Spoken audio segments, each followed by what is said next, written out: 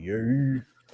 Okay, what's going on, everybody? Welcome to another edition of the Conscious Approach video series on YouTube. Thank you for tuning in. My name is JV Wins. As always, that is the boy Dogon SS. We most certainly appreciate you for You. following along with us and supporting our brand of logical content over here. Before we get things kicked off, as always, just want to say that if you like the commentary in this or any other video, go ahead and do you boys a big old shout and hit that like button. Let us know what you think. More so about building community, less about getting likes, clicks, and follows. We just like to engage the audience to know what y'all think about what it is that we like about what it is that we have to say on these various topics. So Right. with that out of the way, we'll go ahead and get things kicked off this You. evening.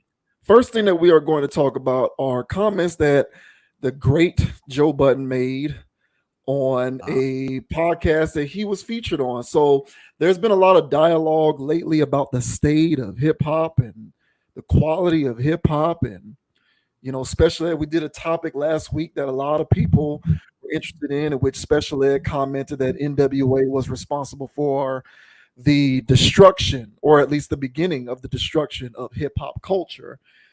And then, we've had various other topics on this channel talking about the state of the music. Not too long ago, Coi Leray said that the music industry is oversaturated with the same type of music, which we thought was funny because she actively participates in said saturation with her own music. But be that as it may, Joe Budden is the latest person to join in on the ongoing conversation around the current state of hip hop. Um, we'll go ahead and let Joey speak for himself. This article is from Hot New Hip Hop. It says Joe Budden speaks on the current state of hip hop. Joe Budden doesn't seem too optimistic about the future of hip hop. During a recent clip from an interview he did on The God Show, hosted by Ray Daniels, the culture referee, Budden was asked about what he feels the next 5 to 10 years of hip hop look like in the culture. Joe Budden responded, quote, dark. When asked to expand on that thought, he went on a tangent explaining some of the music industry's current challenges. Many of his points were referring to how artists are getting the short end of the stick. This is due to rapid changes in the industry that he feels no one knows how to navigate. So I won't even read the quotes. I'll just go ahead and play the clip and I'll let Joe Budden speak for himself. You. We will, of course, comment on what Joe Budden had to say once we finish watching this clip.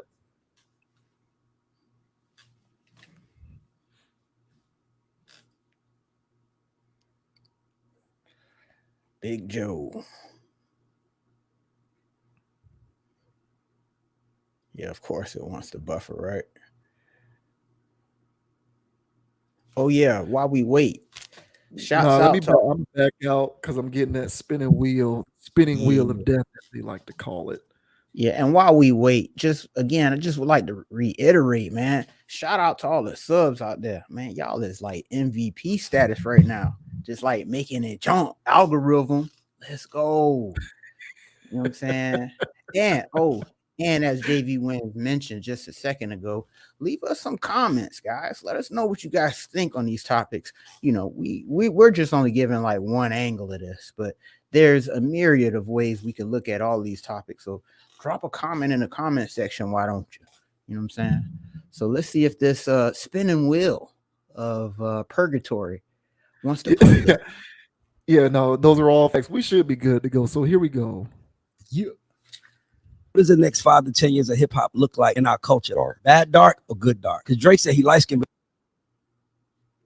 I think that he's trying to compliment himself. Which dark is it? Bad dark. I mean, I think we already there. Everybody can't go do a show. Everybody can't put a song on a playlist. Everybody cannot access their fans or the information behind these units that they're moving. It's dark out there. Don't know how to respond to AI. Label people are leaving for the tech companies and they playing all types of stock games at the top. They selling IPOs. Their artists are not getting not one red penny from. I mean, it's all this disgusting out there. What do you feel like we can do to change it? If we going into the darkness, what would be your plan to change it? Because for me, my plan would be follow you. We need a meeting. Who needs to be in that meeting? Oh, well, that's a different question. Everybody.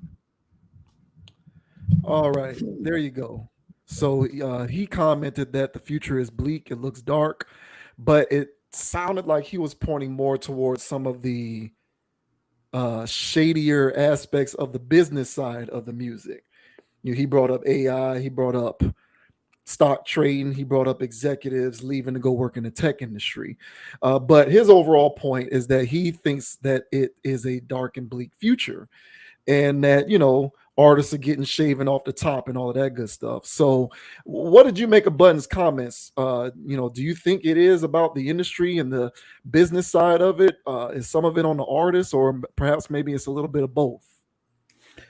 Well, I completely blame the industry.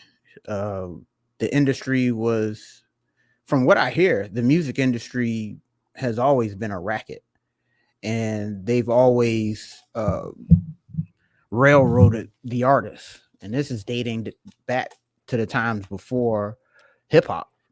So this is, rock and roll, jazz, anybody that's signed to a major label, R&B, funk, anybody that's signed to a major label, for the most part, the science of the times when it comes to the business was always ahead of the artists. So there was always these contracts, there was always these things going on where the artists were getting railroaded. So when it comes to the business aspect of it, nothing has changed. And when direct to consumer became a thing where artists can just, make their own beats, engineer it, have their own studio at the house. So something had to give where these labels could stay ahead of the artists. And to me, that's when streaming and all of these other little games that they play when it comes to album sales and all of these other things, that honestly, if you're not part of a major label, you're never going to get those streams. So how are you going to get paid? And as Joe mentioned, shows are shutting down. That's not so much the industry. That's just that, I would say that's just the signs of the times. But moreover, I think that the industry has had a stranglehold over artists the entire time. They're always going to try to stay 10 steps ahead of everybody. So get used to it.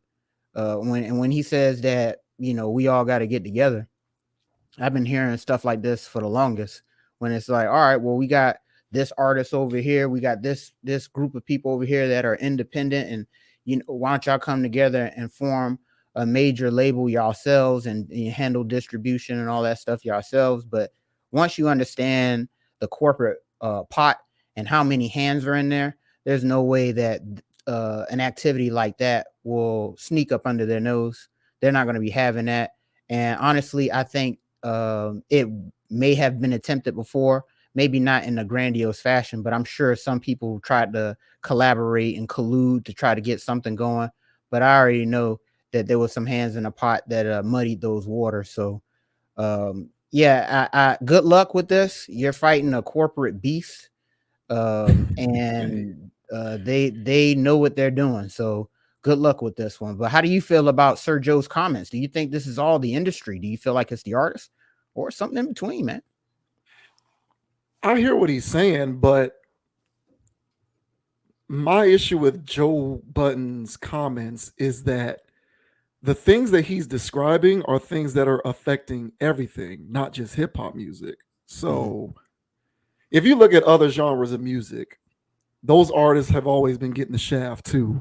And the livelihood, the lifeblood of pretty much any artist, as far as I know, and I have family members who are in the music industry, has always been built on live performances, because that's essentially, that was the original form of direct to consumer. Even though the venue and the event promoter and all of that kind of stuff is going to get their cut, artists' ability to really recoup a maximum return on the investment for the work that they put into their art was always through live performances, because you get those tickets, you get the proceeds from the gate and all of that kind of stuff, right? So the things that Joe Budden is describing to me are things that are not unique unto hip hop. I kind of look at the music industry the same way that I look at salary caps in sports. Like, unless you're a superstar in the NFL or the NBA, the mid-level player, and the player that works off of 7-day, 10-day contracts, 1-year deals, those guys are getting the shaft too, because you're at the mercy of the salary cap of the sport. It isn't like Major League Baseball where teams can pay whatever they want. So if you're playing in the NBA or the NFL, you're at the mercy of the salary cap. And teams are going to pay you what they can based on the parameters of the salary cap. Meanwhile, the owner of the franchise and the franchise itself is making money hand over fist, because there's no salary cap to police how much money the owner can make. And there's no salary cap that polices how much money the franchise brings in off of outrageous ticket sales, season ticket holders, and concessions. And the TV deals. The TV deals trickle down also to the owners and the franchises. And then eventually the players get what's left over per the CBA. So I've always looked at the music industry kind of in the same way. There's no actual salary cap in the music industry, but the way the business of the music industry is set up, it's designed so that labels and executives get a fair share of their money, while the artist just continues to work, and you're not really getting the maximum return on your investment, despite the fact that you're the headlining act. So in essence, what Joe Budden is saying is correct. However, where I diverge from what he is saying is in my belief that that is not something that is unique unto hip hop. That's going on in rock, country music, rock, pop, every genre of music that's taking place. Every genre of music is being affected by the threat of technology and AI and all of that other stuff. Every genre of music is being threatened by streaming and technology, people being at home, people who are more reluctant to spend money to go to a show in person, because people just don't do stuff in person like that the way that they used to, more specifically before the pandemic. So the question therein becomes, what is it that is threatening hip hop more than these other genres, if you are to believe that hip hop specifically is under greater siege than other genres of music? And that's where I'm going to look at the product itself. Now I won't sit up here necessarily and say that it's all about the artist and all about the music, but I would be remiss and I would be a borderline hypocrite if I'm going to get on these other topics that we do on this channel and basically go in on the state of the quality of the music, but then come here on this topic and not point out my belief that the quality of music is at least in some part responsible for hip hop being at greater risk for these emerging things, the same way that these other genres are. So, I'm a music fan in general. I won't sit up here and say that I follow other genres of music as much as I follow this one, because that would be a lie. I don't. But I do follow them, though. And I do follow trends, and I do follow ongoing conversations surrounding what's going on with these various industries.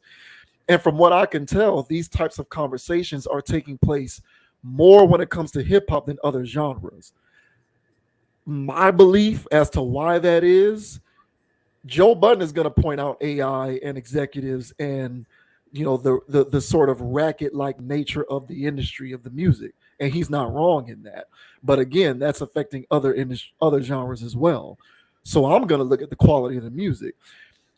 I don't think it has everything to do with it, but it has to have something to do with it, because when the quality of the product that you put out is inferior and it gradually deteriorates over time, in my opinion, you open yourself up to greater risk than if you're putting out something that is solid and of quality.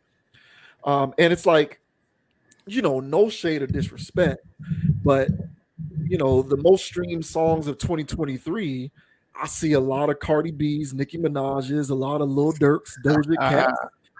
I'm just saying, bro. I see a lot of Young Boy Never Broke Again, a lot of Futures, a lot of Ice Spices. And so the thing about it is like I looked up top, what is this? This what I looked up here. Top 50 most popular. Yeah, I try to fact check myself before I just, start, spitting off the top of the dome. And this here is like top 50 most popular hip hop songs of 2023. best rap, trap, and hip hop music 2023, and this is according to Spotify. So, if you do YouTube music or any other service, is Tidal still around? So whatever other service that you use to stream your music, you might get different results. But this is according to Spotify, and a shit ton of people use Spotify. So this is what I'm seeing here: Young Nutty, 21 Savage, more Ice Spice, uh, Gloss Up, K Carbon. I don't even know who these people are. NLE Chopper, like that's what I'm seeing here. 6ix9ine, Kodak Black, not too many, not too many Nas's with King's Disease 123, Magic 123, not too many Big Crits, not too many I don't even see J. Cole on here. As popular as J. Cole is as a hip-hop artist, I'm not seeing him on this list. I also don't see Kendrick. Both of them released albums in the calendar year 2023, so you can't say that it's been a while since they've been active.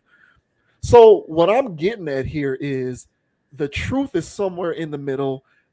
It has to be a combination of everything, but it can't just be about emerging technological threats and the business of music, because that is a scourge that affects every other genre too. It doesn't just affect hip hop.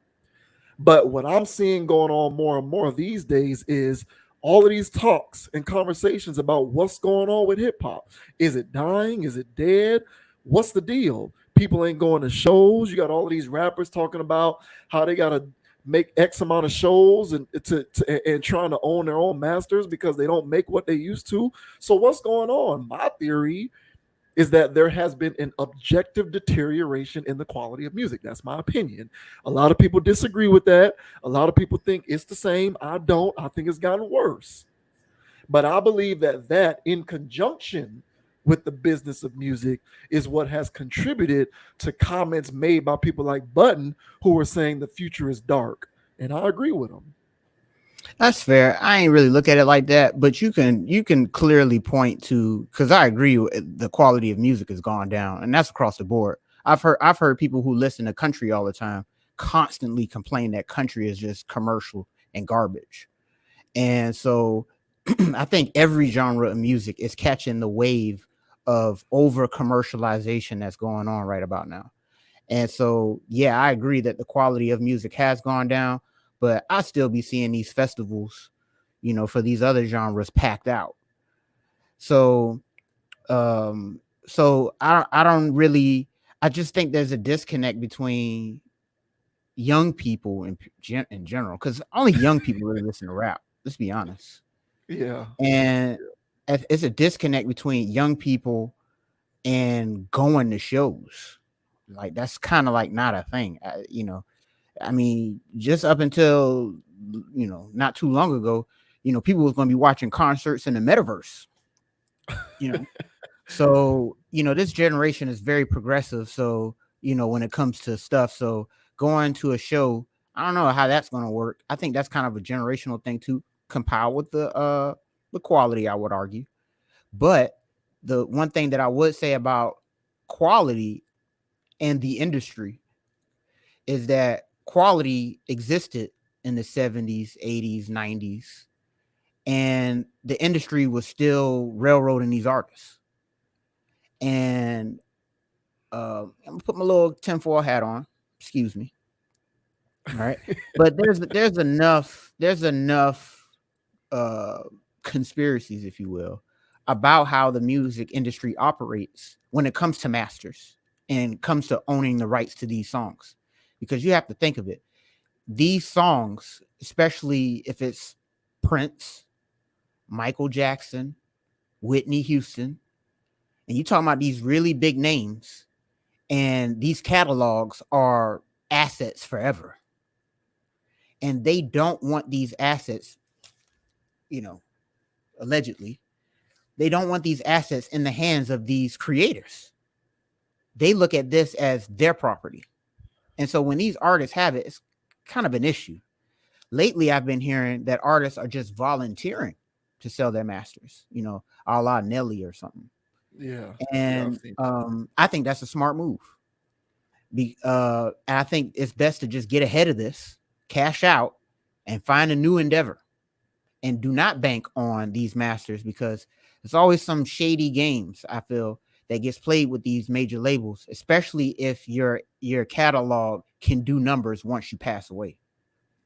So the princes of the world, the people that passed away a little too soon, and it was always something funky about it, drug overdoses and stuff like that. I call collusion on those, me personally. And because the industry will win. So when you sign yourself to these labels, you're signing a large part of yourself away. And a large part of yourself means all that blood, sweat, and tears is literally going to them.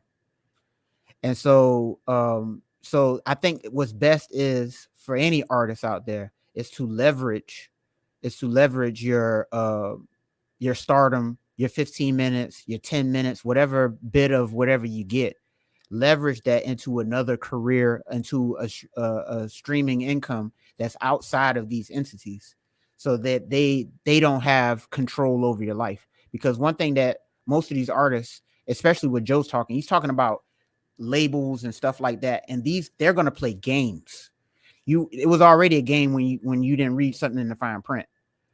So it's just one of these things where if you're going to these major labels, as I stated in the beginning of my argument, is that they're going to win. It is a corporate monster, lawyers everywhere. They plan on being here 50 years in the future. All right. And they're going to make sure of that. So streaming, the decline in quality, all of this stuff plays into the hands of these major labels, and it does not behoove the artists or the fans. And all of us are taking L's right now. So there's a lot of angles to this, but I would say that I chiefly would argue that it's the labels, much like how Joe's saying, because I agree with you with quality, but the angle that I'm saying is I don't know how much quality, could change these labels' idea. You know what I'm saying? Yeah. No, I hear that. I guess what I'm looking at, because we've often said before, ain't no point in trying to fight something or get frustrated when you know that it's going to happen anyway. Right. So there's always going to be the machine that is the music industry is going to win out no matter what you do most of the time. So I guess the angle that I am coming at it from is you can make yourself as label proof as possible by strengthening the resolve of the quality of the product that you put out. Because no matter what happens, these things are going to happen to you. It's going to happen.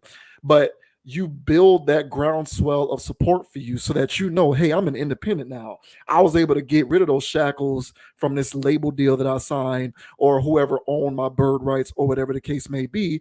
And I put out something and built such equity with my audience that I can go to some random club in Ohio, sell the venue out, and I made 10 racks that night. I even think stuff like that is eluding a lot of today's artists. And that is eluding a lot of today's artists, in my opinion, because they don't build up that kind of equity because they spend too much time putting out bad stuff, in my opinion. And, perhaps the reason why they put out bad stuff is because they're trying to cash in on that 5 minutes, 10 minutes, like you said. And so the idea is like, frequency more than quality. But I'm saying there's a happy medium to this thing. And you just got to look out for yourself and make yourself label proof, tech proof, future proof. And the way that you do that is to just kind of build up equity by focusing on quality. And it can be done, because that's what guys like J. Cole do. You can look in other industries. Dave Chappelle has basically made a name. Like, that's basically what Dave Chappelle is now. Dave Chappelle is not like Kevin Hart. Kevin Hart has endorsement deals here. Kevin Hart's on DraftKings. Kevin Hart's doing all of these commercials. He's all over the place. And if he slips up, has one faux pas, if something happens, it's over just like that. Chappelle is not owned by any entity. He just, puts on his shows. He has his deal with Netflix. They cut him a check to be able to earn the right to put his stuff on their platform. Other than that, though, he has his say-so on what happens. And that's because he's built up enough equity because of the quality of what he puts out through his work. And that, I think, is a bit different than other industries, even though I agree with you also. I do think other industry overall across the board, art period, is on a decline. Movies, television, music, it's all on a decline. But I think that the decline when it comes to hip hop specifically is a bit more precipitous from what I'm seeing.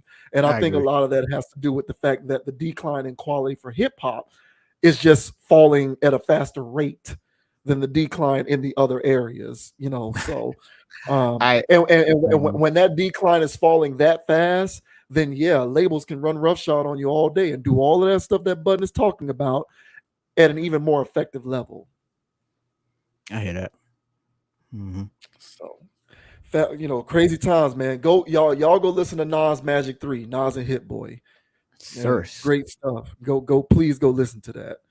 But appreciate Joe Budden for the content. Y'all check out Joe Budden's podcast. Joe Budden is a righteous dude, and he allows his content to be used on YouTube without flagging you and making you take your video down. So I respect him for that. Good job, Joe. Good job. One thing he's doing right out here.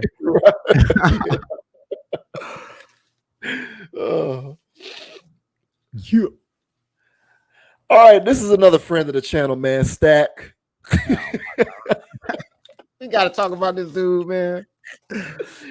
Stack is back on the Conscious Approach channel, man. Stack is talking that shit again. This time, he is defending comments that he made where he is saying that you need to be a winner, win championships. It ain't always about chasing the bag. It's about getting those rings. So Steven Jackson made some initial comments in which he said he faults NBA players who forego maximizing their earnings in lieu of winning.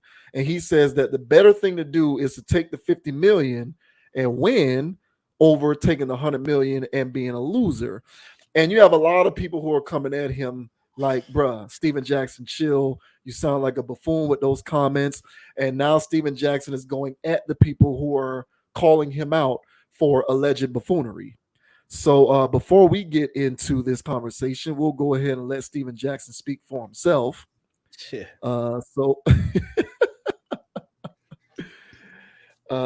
once again is Hot New Hip Hop. This says Steven Jackson roasted for labeling NBA players who choose money over rings losers. Former NBA pro Steven Jackson is getting some heat for a recent hot take. Jackson claimed that he would take 50 million and a ring over 100 million and no ring. Furthermore, Jackson labeled players who took the money to be losers. Jackson won one ring in his career, earning it with the Spurs back in 2003. He soon became an NBA journeyman and would eventually retire in 2014. After a season with the Clippers, he averaged 15 points per game across his career. I actually thought that his average was lower than that, to be honest with you. Jackson was roasted and clowned all over the place for his take.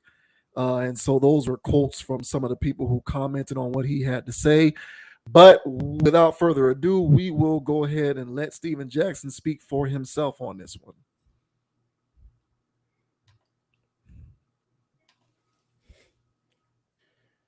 Hey, what up? We out here in all the smoke in LA doing some epic shit, right? And I'm tired of seeing this shit on Instagram coming from basketball players, and that's why a lot of y'all losers. It's no way, if you ain't come from nothing, then you understand why people say they would rather 50 million and a championship. Because I care about being the best at what the gift God gave me. It would suck to play the game of basketball and never say you was the champion. You was never the best in the world. 50 million is enough for people who come from nothing. We know how to make that work. That 50 million is like 200 million to us. But it goes to show the people who struggled and the people who didn't struggle. Talking about, I'll take 100 million and fuck the championship. Nah, I'll take 50 million and that championship. But you're not a winner. You don't want to be the best. You just want to maintain them and just go along. Nah, that's the difference between a lot of the champions and y'all. Yeah, y'all made y'all money, but y'all wasn't the best at nothing. Like, what was he the best at? Like, what are you talking about, bro? What do you make of what he had to say there? First of all, I don't appreciate all the antagonism and the animosity that he chooses to address people who differ from his opinion. Right. I mean, this is an open-ended sports. Hey, take your pick, man. You want Pepsi or you want Coca-Cola? He get mad at me because I chose Pepsi. Who gives a shit, bro? And yeah, I mean, I knew he put up some points. He had a couple 20 pieces in Charlotte, but as the video was playing, because I had to look up these 20, because I knew how these 20 went. I remember that. I was playing fantasy back in the day, so I remember how that 20 went, but I had to confirm. All right, but 41% shooting, bro, 33% from three. It was complete volume. It was trash. It was the Charlotte Hornets, bro. So yeah, anybody who's taking volume shots for the Hornets can drop 20. So he can put that on his resume. He has some moments here or there, for the Spurs or whatever. So he was a useful player, I guess. But as far as like the best at something, as if he wants to call us out, like, or just NBA players, just call out people like, y'all ain't the best at nothing. That's why y'all saying that. And it's like, bro, what were you the best at? When it came to basketball, period. Outside of being the league's goon, for a decade. That was the best. That was your best. Even because Meta World Peace had your ass beat when it came to gooning on the court. So honestly, I guess you're the only person that was checking in on D block. I get or whatever block you checking in on. O block, excuse me. My bad. Or Styles P. He was checking in on O block. So my thing is with Stack, man. I feel like I don't know who's gassed him up, but I don't know who he thinks actually listens to him. But nobody cares, bro. I really feel like you can just take your pick, And me personally, looking at the situation, because I get what he's saying. 50 million, I can make that jump. I'll take that and a championship. I could probably parlay the championship ring into more money. But he didn't come from that angle. He came from the angle of you ain't the best in nothing. Y'all trash. Y'all ain't never make it to the league, or the guys that did make it to the league, y'all ain't about nothing. Y'all ain't did what I did. I got a ring. And it's like, bro, you were coattailing. You didn't contribute to that for real like that. So I don't really care for these athletic takes where they get on these high horses and act like they're better than humanity because they made it to the league. And I really feel like, a sense of humility is needed for guys like this. I don't have a problem with his opinion. I have a problem with how he delivered it, as if he's better than the people who disagree with him. So how about you, man? How do you feel about Stack 5 unleashing on his fans, possibly calling them losers for choosing the 100 mil? Yeah, I'm getting tired of this guy. And when I say that, I of course am not, because he delivers content, so I'll speak on it all day. But you know what I mean. I'm 2 seconds away from adding Steven Jackson into the room with Kyrie Irving, Joe Budden, and Kanye West. And this is the room. This is the room in which people who think that they're smarter than everybody else occupies. Those individuals, all at any given moment, no matter who's in the room with them, they think they're smarter than everybody else. And I agree with you. It's not that Steven Jackson has the opinion that he has. It's how incendiary he is with it. So I'm a loser because I decided to not do 100 million. I'm a loser because I forego 50 million and a chance to win over 100 million and a chance not to. I don't think a player who chooses that route inherently makes them a loser, despite the fact that if you ask me personally, in essence, I would agree with Steven Jackson. If you ask me, I'm going to take $50 million and a chance to be a part of a winning formula over $100 million. And I'm just in perpetual loser mode, loser in the sports context, not loser in the humanity context. So it's weird. Like in principle, I hear where he's coming from, but I think that his verbiage is what's throwing me off, because I don't think that not doing that makes anybody a loser. But my biggest problem with Steven Jackson's comments is Steven Jackson is sounding like these gas bags in the media.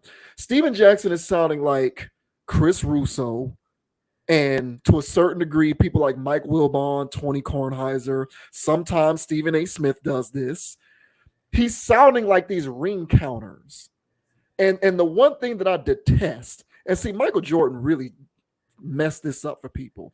As much as I appreciate Jordan, what Jordan did was he ushered in the ring counting culture in the NBA, where we're doing this thing where we want to define a guy's greatness or career based upon how many championships they won, as if championships are just handed out like cookies at a bake sale.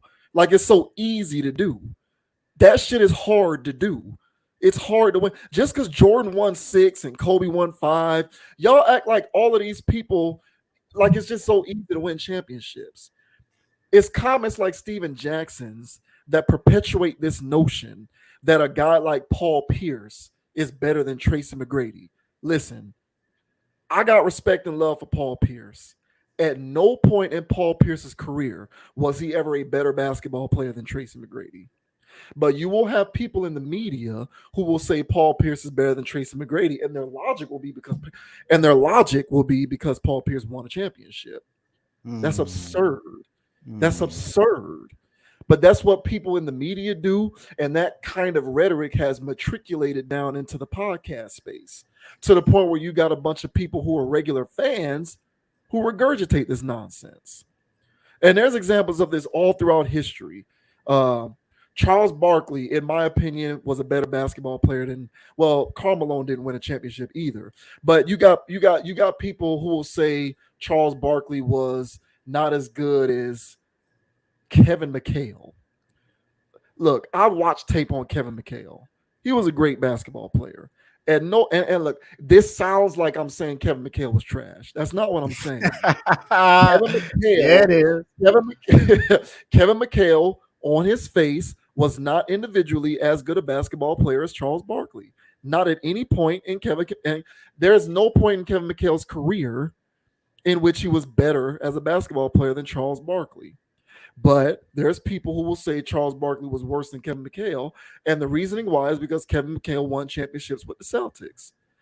This ring counting thing is the part of it that bothers me. Maybe Steven Jackson would take $50 million and a chance to win over $100 million and a chance not to. But number one, it doesn't make the guy who took the $100 million a loser.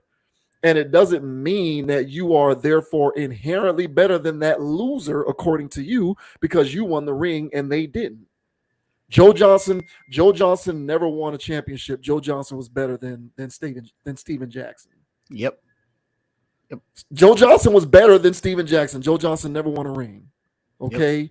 Yep. Amari Stoudemire never won a championship. Amari Stoudemire was a better basketball player than Steven Jackson. Okay. Steve Nash never won a championship, better basketball player than Steven Jackson. Okay. Even other guys who are like bench guys or six mans, Jamal Crawford never won a championship, better basketball player than Steven Jackson. And I'm sorry if this comes off sounding like I'm saying Steven Jackson wasn't good, because I don't think that. Those guys were better than him. Steven Jackson won his ring. Those guys were better than him. So I got problems with this kind of logic all over the place on every front. But at the root of it, to me, it strikes me as ring counting, and I hate that ring counting shit. I really do, because the ring counting culture is what contributes to a guy like Kevin Durant saying, all right, well, if y'all gonna say I'm no good if I didn't win championships, let me try to reverse engineer the machine and join a team in which I have no chance to lose because I'm on the best team by far. And then I'll win my championships, and then y'all can't invalidate me because I didn't win. Like, if this kind of culture didn't persist, maybe Kevin Durant doesn't decide to play with the Warriors. And then on the back end, he gets criticized because he went and joined a team that can't win. So guys like him are in a complete lose-lose situation. And it's because of rhetoric like this, in my opinion. So all the way around, don't like what he had to say. I don't like how incendiary his comments were. the capitalist in me says go for your $100 million. The sports fan in me says go for the chance to win. Like everything else that we talk about on this channel, the truth is somewhere in the middle. But if you choose to go for the bag and you're not going to win, it doesn't mean you're a loser. And Steven Jackson, like you said, bro, you were on the Spurs in 2003. You were a role player and a marginal one at best. Right. So it's what you got to win the championship, and kudos to you because that was important to you. But the chasm that exists between your winning and the quote unquote losing of the guy who made $100 million isn't as big as you think it is. I agree with that. And just another name came to me while you was naming people. Bro, Elton Brand was better. Elton Brand was better than Steve Jackson, bro. Like, so there's like a whole list of people that if you take Steven Jackson out, and let's say Steven Jackson was 3-and-D on that team, there's so many 3-and-D guys that you could have taken from in that era and just plugged them in. That was a team that was already well-oiled and moving towards a championship anyway. So he was just a cog in the wheel that could have been replaced by anybody, to be honest. Also, I don't know if his tone would have been so strong had he never won that cherry-picking ass championship in the first place. So I get his point. So I get his point when he talks, because here come people going, hey, wait till this part of the video. So I hear his point. I get what he's saying by him calling people who would rather, basketball players who would rather not win a championship just to make more money. That is a loser's mentality, if you will. Because Kobe would never say, all right, Jordan would never say, hell, even LeBron would never say. Mm-hmm. So I get what he's saying, that this is a loser's mentality. I also think he's alluding to that this younger generation is just, they don't care about winning no more. So I think he's targeting this more towards younger generation of people who aren't focused on winning. They're just after the bag, after the whatever, and they don't have that dog in them that Kobe had, that Jordan had, that this young generation says LeBron has. So I get what he's coming from. Again, it's the condescending tone. It's the condescending. Let them kids have that. Because there was people in your generation, Mr. Steven Jackson, all right, that also would have taken that $100 million. All right. Hell, there's people like, I ain't gonna name names. All right, because there's some stories about it. But Carmelo Anthony, when at the same time LeBron was making his decision, he could have done anything, but he chose to take money. I heard all kinds of stories going on about that. I think that was personally money. And he chose money over winning a championship. He could have super teamed himself up too. He chose not to, in my opinion. I've heard stories about that. But I'm just saying that there's people from your generation as well, which is ours. And we saw people just clearly go after the bag and don't give a damn about a championship. But one more thing I'll say about these championships, if you want to look, because I had to show people this, if you want to look at the last 30 years of championships, you probably got 5 teams and like 3 outliers. Everything else is the same team. It's the Spurs. It's the Lakers. It's the Heat. Who else? Who else was in Warriors? Goddamn, yeah. Warriors. You know what I'm saying? And so when you look at it, these are top tier elite organizations that are not playing about winning championships. If they have to play salary cap games, if they have to trade off picks, if they got to do all kinds of stuff, if they have to collude to get LeBron, paying luxury tax, luxury tax, they'll do whatever. And then there's these small market teams that are clearly here to be a chum for the sharks that really care. So I get it. But if you were birthed, if you will, into a losing organization, like many great players have, right, then it doesn't matter because your program isn't running a championship organization. So some people pretty much don't even have a choice, even if they do have a winner's mentality, like I would argue Kevin Garnett had his entire career. But he had to wait until he left to an organization that gives a damn. So, Mr. Steven Jackson, you were on one of those teams that has an elite pillar in the league. They're there, and they're not going. Well, they've gone now, but hey, the league made sure they got Wembanyama. So you got to see how this league colludes for these teams, allow these teams to cheat, much like Alabama, Ohio State, Oklahoma back in the day before NIL. They just NCAA turn their back. You know, hey, do your business, Alabama. Do your business, Georgia. You know, and as soon as my Hurricanes cheat, it's an issue. But still, everybody cheats. So, but the NBA, they have their own little thing, their little whatever, good old boys club. And I think on top of good old boys club, just organizations really trying to win. So he was lucky enough to be in one of those organizations. The rest of his career was ass cakes. So I don't want to hear anything about him being a winner, because you weren't, bro. You was part of a winning program. You played losing basketball, 41% career shooting. That's horrendous for a shooter. All right. Oh, well, he was 3-and-D, so you expect his field goal percentage to be low. Okay. No. Well, your 3-point percentage was 33%. Exactly. So that's still low. Exactly. Those are field goals, not threes. Those are field goals. Exactly. So, well, his threes was 33 and his field goal was 41. No, yeah, I'm saying, I'm clarifying with you. Yeah. That's a low number for regular field goal percentage. Exactly. And I would argue, if he was a winner, if he was the best at what he was doing, as if he was saying, all right, those percentages would have been higher. I would have seen practice in your numbers. I don't think he was practicing as hard as Kobe was, a real winner. So why don't you just sit back, bro, enjoy your little championship. Yeah, he got me mad. All but his condescending tone. He could have had his little take. We wouldn't have even posted this. But the reason you coming out here is like this, coming at us, calling us these names. Nah, bro, don't appreciate that, Mr. Jack Stack 5. Why don't you go take a hike? He can have. Yeah, for real. He really can have it. On the pendulum of winners and losers, I look at Joe Johnson as more of a winner than Steven Jackson. Absolutely. Lou Williams, to me, is more of a winner than Steven Jackson. Absolutely. Like I said, Jamal Crawford, Amari Stoudemire, Steve Nash. You mentioned Elton Brand. The list goes on and on and on. People like it's just, I don't care. I don't want to hear this. And I feel like this is him feeding into that ring counting culture.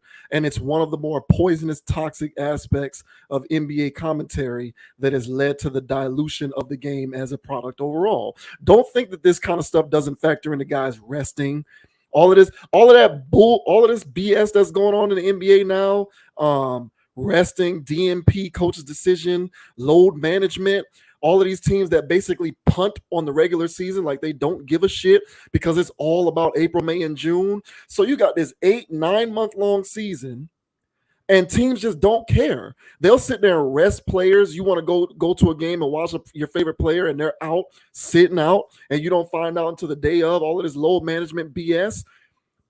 These organizations are strategically positioning themselves on purpose during the regular season, deprioritizing winning in the regular season just so that they can play in the playoffs and be 100% or at least as close to that as possible so that they can get those rings, because they know that the media is only going to validate careers and organizations based upon rings. And that kind of rhetoric fuels that problem, in my opinion. So I just don't like it. I don't like that stuff. And, I'll sit there and I'll do the comparisons all day. I could name so many people that's better. And one thing that I'll say about his podcast mate, Matt Barnes, because Matt Barnes can be a flamethrower in his own right. But Matt Barnes was on one of those Warriors teams that won a championship, but he didn't contribute and he was like injured. So he has even publicly stated how he really doesn't even look at that as a ring that he won, because he wasn't really a part of it. He didn't really contribute. He was kind of off and on injured. He rolled the bench. So he kind of looks at it as like, yeah, I won one, but I didn't. So for him, he validates his career based off of everything else that he was doing on all of the other teams in which he was a contributor. Like when he was on the Magic and all of those other teams that he played on, the Clippers too, I think. So, Steven Jackson riding on the coattails of that championship that he won in 2003. It's like, bro, you can be proud of that, but don't sit there and dismiss people who don't take that route as losers, because, again, how many other players can I name who I look at as greater winners than you, despite the fact that you won a ring and they didn't? But I'm an intelligent person who looks at the world in matters of nuance, and it's not black and white. You don't automatically get catapulted to some godly stratosphere because you won a ring. What were the circumstances that surrounded you winning it? So Boy. get out of here. Get out of here. It's It's crazy. And it's just a game. So his best argument is take the 50, win a ring, parlay the ring into another 50 or more million. That's his best argument. But honestly, who gives a damn? From his perspective, like, bro, who cares, bro? Let them people choose that. But to call them, freaking losers and whatever, honestly, bro, basketball is just a game. And sometimes people would rather take the money over a game. And you can sit there with your badge of honor, like, I played in the league and I won a championship riding number 15 on the bench. I barely was on the roster. Champion, look at my ring. $50 million less for a game. So try putting food on your family plate with that. So 50 more million, you could probably do a little bit more shaking with that. So some people just look at it as a game, Stack, and that's okay too. So calm down. Hold your horses, man. Some people like Pepsi over Coke. Get over it. Get out of here. The NBA is just, it's unfortunate how the NBA has become whittled down to how many rings did you win, as if that's easy to do, first of all. And did you win? Okay, well, your career is invalidated. I don't like that. And that's what's happened. That's one of the problems with the NBA, amongst others. But they've just adopted this whole ring counting thing, and it's ridiculous. It is. Your career is not invalidated simply because you did not get it. So, you can have that, Stack, man. Good luck with you and your ring. Hope you dust that thing off. I don't know when's the last time you wore it. Yesterday. Yeah. Oh my gosh. All right, Dwayne Wade. Dwayne Wade recently joined Shannon Sharpe on Shannon Sharpe's Club Shay Shay Show, and Shannon Sharpe put Dwayne Wade on the hot seat. And Shannon Sharpe asked Dwayne Wade, what was harder, telling Gabrielle that you got a side chick pregnant or losing in the NBA Finals? So, let's let Dwayne Wade answer that question, shall we? And by the way, no, I ain't gonna. I'll say it afterwards. No spoilers. No spoilers. Oh gosh. All right, so here's Dwayne Wade answering Shannon Sharpe's question. What was harder, telling your wife that you got a side chick pregnant or losing in the finals? Wow. There was some infidelity in the relationship, or there's something that transpired. Was it harder for you to sit down and have a conversation and to tell her that something had happened outside the relationship, or losing the finals? Way harder to have a conversation with my now wife. Right.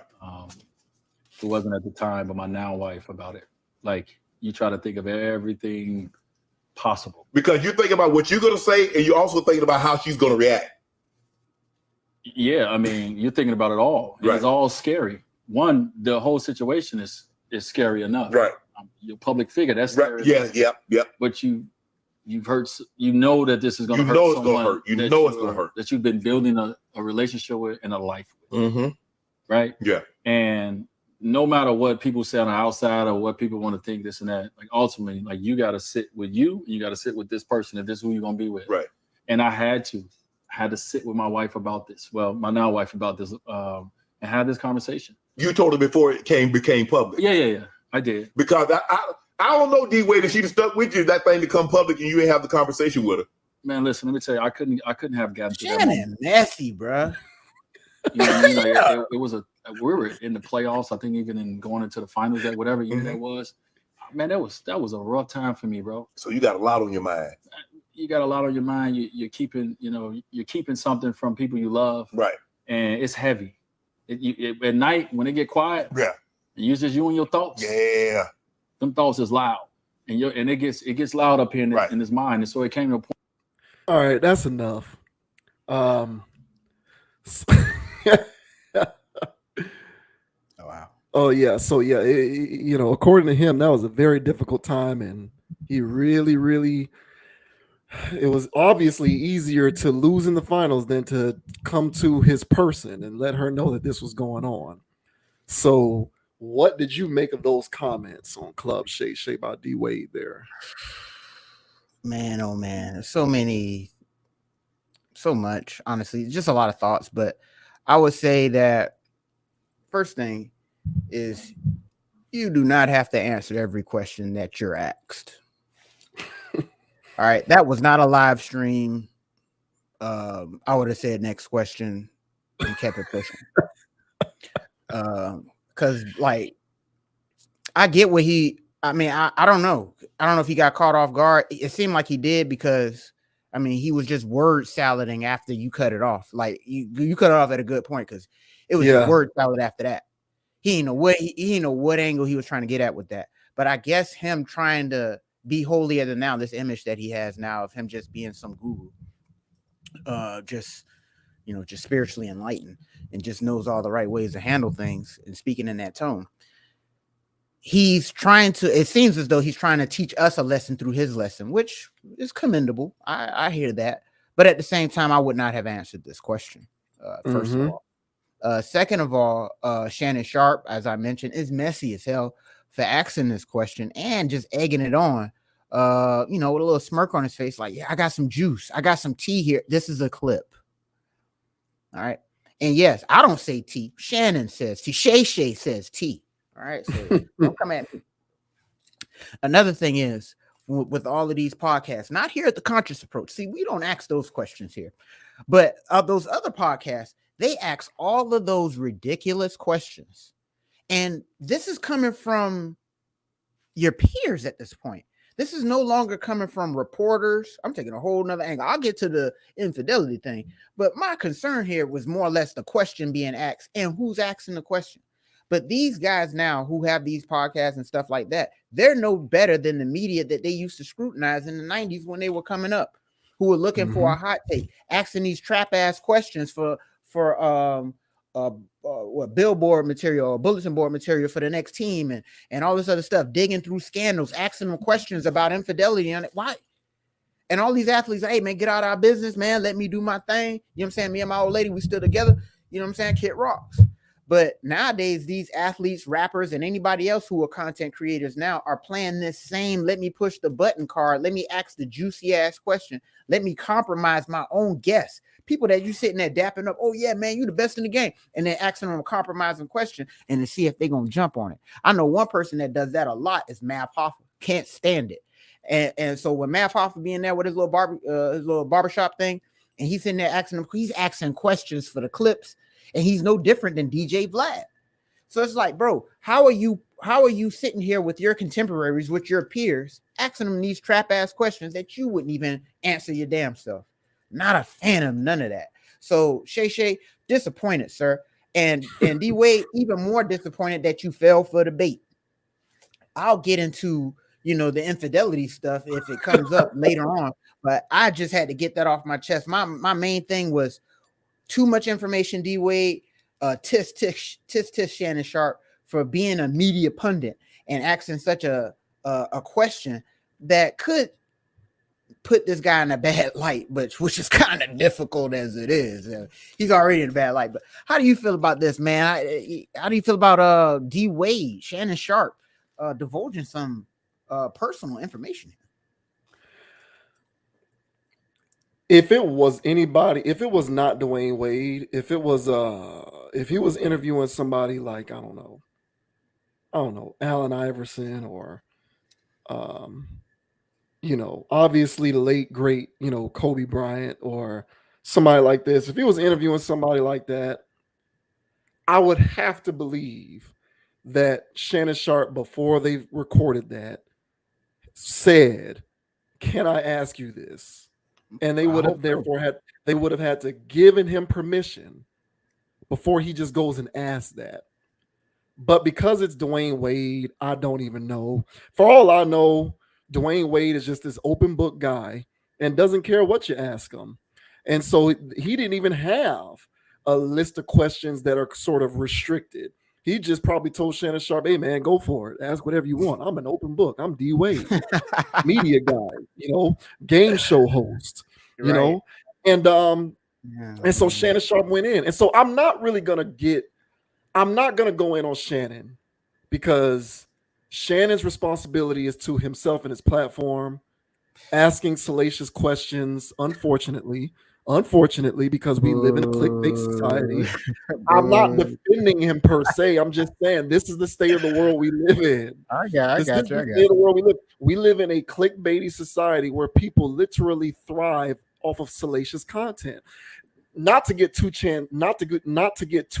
tangential, but there was a study done in which there was a psychological survey that was conducted, and I won't get into the minutia of the study, but it was basically discovered that people relish in and consume negative content because doing so gives them a dopamine rush in the brain that releases pleasurable feelings, similar to when you shoot heroin or take other hard drugs.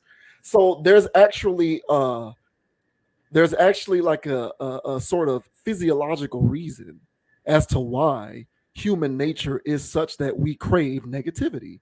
Now, I try to stay above the fray. I try to not crave it, but there's a reason why we like that stuff. So I bring that up to say Shannon Sharpe runs a platform. His responsibility is to himself and his platform. The internet and content like this runs on salaciousness because people, for whatever reason, thrive negativity and salacious content. It happened to be a perfect situation because Dwayne Wade is this new age open book guy who doesn't care and doesn't mind if you ask him whatever. So I would not be shocked one bit if they did not discuss that beforehand, or rather they did, and Dwayne Wade said, "I don't care what you ask me anything." I wouldn't That's be. probably what happened. Yeah, I wouldn't be shocked. Dwayne Wade probably does not care. And if Dwayne Wade does not care, then at that point it's like, all right, Shannon, well, ask whatever. The man just gave you permission. And so, and then, this alternative, like Dwayne Wade and that family Right. is one step removed from Will Smith and his family. Exactly. In terms of alternative means of raising children and rearing families and sensibilities, they're not that far off. Right. And so a lot of these different weirdo things that, these people in Hollywood are embracing, Dwayne Wade is not that far off. And so I'm just not shocked that this was asked. I really am not. I'm not. So, the last thing that I'll say with this is this. There's good news for people like Dwayne Wade and other men in his position who are burdened with this, unbearable amount of guilt whenever they have their side pieces and God forbid get them pregnant. And now you have to face the music when you go back to your wife or your significant other. And you've mentioned this on this channel before, and so I'll simply reiterate. These days, it is becoming more and more clear to me that there is a sizable amount of women who might say they care about you stepping out on them, but in actuality, they really don't. Depending on who you are and whether you're perceived to be high value or not, once again, high value in terms of earnings, not high value in terms of actual character. We are strictly talking high value in terms of earnings.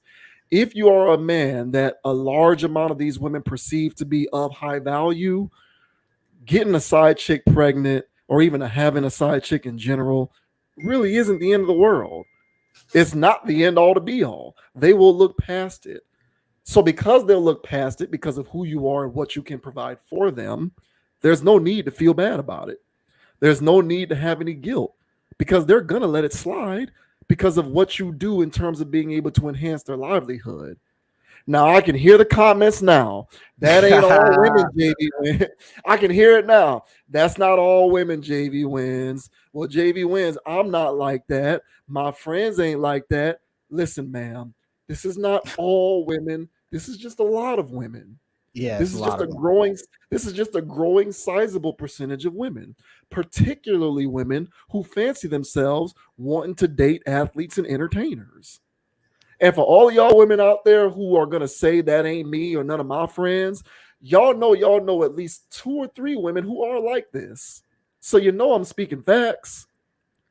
So there really is no need for Dwayne Wade, if he ever gets caught up in another side piece scandal, to feel bad about going to face his wife with this news, because chances are the relationship will be able to withstand it. And to any of these other dudes out here doing the same self-destructive stuff, have no fret, my pet. These women don't care. They'll look past it. They'll pay lip service to the idea that they truly care about it. But at the end of the day, are they really going to go anywhere? No. Now, to the ones who are really about their business, to the ones who really have respect for themselves, the real women in the world who are professionals, who don't believe that they have to tether themselves to the coattails of another successful guy, these women who are cleat chasers, these women who want to date ballers and athletes and entertainers, okay? To those women out there who don't ascribe to this, yeah, you'll be able to walk out. And he should be afraid to face the music with you. But these dudes ain't getting with women like that. They're getting with the women who don't care. So that's the good news for a lot of you high value guys out here. Because all y'all doing is dating porn chicks, OnlyFans chicks, Instagram models. Anyway, that's all y'all are doing. And these women don't give a damn whether you cheat on them or get another girl pregnant or not. They don't care. They're not prioritizing that. They're just prioritizing the bag. Okay? So don't worry about it. It's not the end of the world. Keep doing what you're doing, high value guy, because they ain't going nowhere. Yeah, I agree with that. And I was basically going to just say that the same thing you said when it comes to, you know, they're just a step away from Will and Jada, honestly. They, in many respects, they've already surpassed them on the weirdo bar. So we had a discussion before about them, and my take was don't listen to them. I think that's when they was doing a little 50-50 thing and how she runs that. Don't listen to these people. Yeah. They're not following traditional roles at all. So just because Wade was a Hall of Famer, one of our favorite basketball players, that does not correlate into real life tangible things. Much like I spoke about in the last topic with Steven Jackson, Wade was good at a game. This is a different game that we call life over here. And there's certain rules and restrictions, you know, that you have to abide by in order to win championships over here.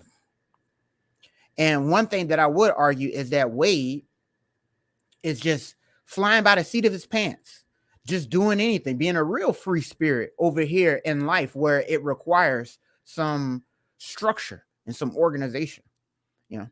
And I was telling a friend of mine about this book called the Kabbalion. I think it's how you pronounce it. And it's the 7 laws of the universe or whatever. Everybody likes to talk about the law of attraction, but they don't want to. They don't know about reciprocity, rhythm, you know, and the other ones. And you know, they all work in concert. Mm-hmm. So when you're dealing with life has a set amount of rules, and it's an algorithm to do life successfully. And a lot of that is contingent upon having a strong family system, morals, and things like that. Men abiding by their roles, women abiding by their roles. You know, that's part of the rhythm and the reciprocity stuff. But when we have just freelance doing anything with no guidance, you know, social anarchy, when you have that, this may work for this group of people. But when you just tell people to go do whatever, most likely the overwhelming majority are going to do that whatever wrong. So that's why there's laws in the universe, and that's why you have to follow certain laws, in my opinion. And so when Wade gets on his high horse and he wants to tell other men on how to conduct themselves in the world, be mindful of who you're listening to. All right. He's not telling you how to shoot a jumper. He's telling you about marriage. All right. If he was telling me how to shoot a jumper, how to do a finger roll, all right, I'm all ears. Do not tell me how to court my wife, talk to my wife, raise my kids. I don't want to hear how brave you are, bro. All All right. Because honestly, you got so brave into a goddamn TV show. All right. So I don't want to hear about you being brave, and you got brave into a co-owner or co-whatever, co-something of the Jazz. So he's playing that game. All right. So if y'all want to listen to Wade, okay, fine. All right. But when it comes to life and all this other stuff, romance, relationships, raising kids, sorry, D Wade, I have you on mute. All right. And back to Shay Sharpe. Boy, you're messy. I hear what you're saying, man. I hear what you're saying. You know, content is king and people love a mess. All right. But it's some people who relish in rolling around in that. And man, I think Shannon enjoyed too much of this right here. That's maybe he did. Maybe he did. But Shannon was like, I'm sitting directly across from this new human dude who doesn't care what I ask him. And at that point, you can lay the hammer down. So you know, I don't know. I hope that everyone who listened to my little diatribe there, especially women who might listen to it, can, you know, sense the cynicism with which I was given that analysis. Because even though I'm serious, that is also an, you know, my you know, soliloquy there, to use a Stephen A. Smith word, was simultaneously a cynical take as well as a realistic one. Because there are, you know, a lot of aspects of these relationships today are so, they use the word progressive to try and justify their existence. I choose to use the word dysfunctional and toxic and ridiculous, weird even. But things like polyamorous relationships and all of this kind of stuff, this new stuff that people are doing to justify their opportunity or ability to do whatever they want, but still claim to be a part of a relationship. None of that stuff is functional. None of that stuff is functional. But you got a lot of these chicks out here who do not care. They'll marry Dwayne Wade or any other NBA player, NFL player, whomever, whatever entertainer, rapper, you know, all of these, you know, guys lacking in self-respect themselves, but are easy marks for these women. They'll marry them with fully anticipating that there will be a side chick or two or three along the way, and a good chance that one of them might get pregnant. They don't care. They understand this and they know this.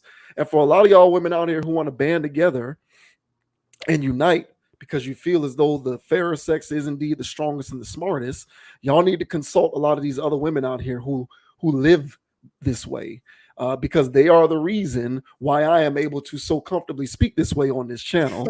And they are the reason why people like Dwayne Wade, not Dwayne Wade himself, but other NBA players will continue to do the same thing.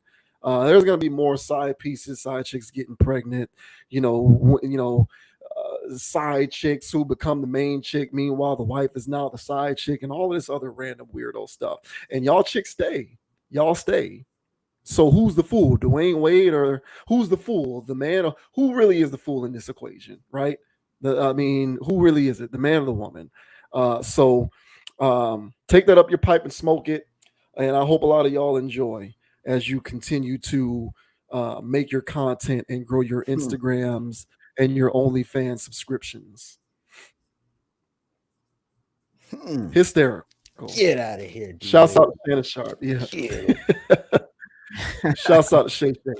Club Shay Shay. Club Shay Shay. Where they always do something before twosome. Whatever the hell that means. Shit sounds sketchy to me. Oh my God. All right. For anyone who is unaware, Usher is going to be the headlining act for the Super Bowl this year, Super Bowl in 2024.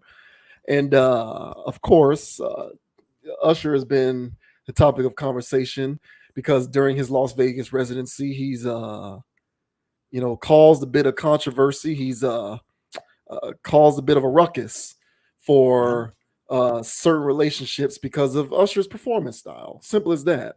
We won't rehash old territory, but anyone who is aware of the situation involving, Keke Palmer attending the one of Usher's shows and the difficulty that created for her relationship with the father of her child. So we'll go ahead and play this here for what Usher had to say during a recent appearance on the Breakfast Clip when he was brought on to speak on his Super Bowl performance. But then, of course, Envy and Charlemagne, being the people who they are, also got into his dust-ups via his Vegas residency and his relationship, complications that he creates.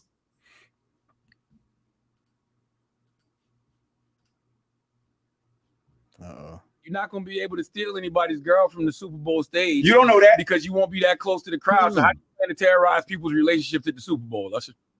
I think you gave me the phrase, the domestic terrorist. I think you did, Charlamagne. Yes. Yeah. So, who coined the phrase? Oh my God, you crazy, bro. Man, it's gonna be a night. Yo, by the way, my Vegas residency is specifically what it is, and my performance at the Super Bowl will specifically be what it is. But I will tell you, I'm not Mr. Steal Your Girl. You know what I'm saying? That's Trey Songz. I'm the guy who tells you don't leave your girl. Don't leave your girl around me. You're God. right. You're right. You should come with your girl. You know what I'm saying? There's no that at all when you see like the Keke Palmer situations unfold. Like there's no guilt whatsoever. What would the guilt be that I actually had a great show? No, it's fun, but I'm just saying there's so much that stemmed from that once it happened with Keke. I'm like, dang, like, do she get like a hey you good call after? Like what happens? I mean, not only did we get a good call, we shot a video too, and the idea was to actually bring good attention. Yeah, it was to bring good attention to it, good intention and attention. I think that we live in a sensational time. We live very 2D. You know what I'm saying? Life is 1D, 2D, 3D, and I think we live in a 2D space. So the idea of what this is, man, was just about fun and just enjoying, that moment and not missing it. Because you gotta stop. You gotta stop. But you know. All right, so there you go. Well played. Well played. Yeah, I think Usher. I think Usher did a good job there. Yeah. We talked about Usher before, and Usher, well, I'll let you speak for yourself, but I think you did a good job there. Yeah, I mean, he dropped the bar right there. Yeah, don't leave your woman around it. And honestly, I agree. I'm not doing that. All right. So if you know what I'm saying, my old lady went to to Vegas to go, to a residency of Usher, and she's there, and he wants to serenade her, I don't know what that does. I don't know if there's backstage action going on after that. I don't know what's happening with that. So, but that's pretty much almost any celebrity, to be honest, because we live in celebrity worship culture, and who knows who's going to jump over as soon as a celebrity DM or say something. So, but smooth lines right there. Also, the cap at the end there were, oh yeah, good intention and good attention. I just wanted to show people that it's not a big deal. He hit that though, and and that's the cap right there. I wasn't buying that. So he tapped that. I don't have any doubt in that one. So yeah, good call by Usher there. I feel like that was a real player move. Adds to his mystique. I'm pretty sure the ladies love it. And his residency is just going to be even more fire. So this is good pub for him. This is awesome for him. Usher, one of the few entertainers out there that doesn't get under my skin. I actually always liked him his entire career, like literally. So I'm always cheering for the guy. When he did this little thing, hey, he was just at work. All right. And honestly, his job is to slay these lows. So, and if you bring your piece over there, he gonna do his job. All right. Mm-hmm. So, he's no different. Honestly, he's like the male equivalent of a porn star, to be honest. As soon as women see him, they think of the lyrics, they think of this, they think of that. He's famous. He just, draws is coming off. So, so he's got that pull, and yeah, he talking like it. So, how you feel about it, man? How you feel about Usher and his statements there on the Breakfast Club? I'm with you on being an appreciation of Usher. I pretty much liked Usher his entire career as well. Big time fan. Yeah, pretty much ever since he put out his first album in 1997. I don't think there's ever been a time where I was like, damn, Usher, that was a bad look. But, I said this when we initially, broached this subject on the channel, and I'll say it again. What happened with Keke Palmer and her situation blowing up and her going to the Usher show, as well as any other situation like that involving Usher at his show, that's not on Usher. That's on those individuals. And the thing about it, Usher was being Usher. And he was, like you said, it was a day at the office for him, period. Right. It would be like, if Cuck 22 got mad at Lena the Plug because Lena the Plug came home one day and was like, hey, I had sex with a guy. Like, she was at work, bro. You can't get mad at her. So it's very set. Like, Usher, this is what he does. This is his job. There's no disclaimer on an Usher ticket that, danger, your girl might leave you. Like, hey, man, listen. Like, that is not on Usher one bit. I like the way he answered those questions because he is correct. He is the guy who says, don't leave a girl around me. Trey Songz is the one who is Mr. Steal Your Girl. All of that good stuff. Look, man, at the end of the day, if you are a guy who feels even a remote apprehensiveness over your girl going to an Usher show, it's an indication that you don't need to be with her in the first place. Okay? Period. If you are with the type of chick in which you have to question whether she'll leave you for an entertainer or a baller, even if it's for one night and one opportunity, you shouldn't be with her. So if that thought is in your mind, break up with her right now. Okay? Break up with her right now. Because if you was with a solid chick, you wouldn't care. If you was with a solid chick and you were secure in yourself as a man, I'll put myself into it, okay? If I was because I'm not going to be with a chick who's not solid. Me, JV Wins, me personally, I'll have fun with chicks who are not solid. I'm not going to be with a chick who is not solid. So if I am with a chick, she's solid, okay? And I know who I am. So if my chick said, I'm going to Vegas to go to an Usher show, I'm going to be like, have fun. Go ahead. Let me know how it goes. I'm not going to be worried that she might end up getting swept off her feet by Usher. Because my chick is going to be like, hey, Usher, it was cool. Nice night. I got to go back to my dude. Period. You sure about that? I'm 100% positive. There is not one bone in my body that is not sure about that. Guaranteed. Now, if I'm with a chick that I just want to have fun with, yeah, maybe I'm on shaky ground with that. Chick who I'm having fun with might go to an Usher show and come back and she got slaughtered. But if this is my chick and this is not some chick that I'm just having fun with, go. I'll see you when you get back. That's me. Okay, I'll speak for myself. So my point is, if you a man out there and not a boy, and you with a chick and you know she's solid, there's no reason for you to be concerned about whether she's going to an Usher show or not. The problem is there's so many of you dudes out here getting with these chicks that ain't solid that you constantly worried about what's going on with your situation. That's on you, bro. That's not on her. That's on you. Be a better chooser. Be a better chooser. If you got to wonder whether your chick going to an Usher show can present complications for your relationship, you need to understand.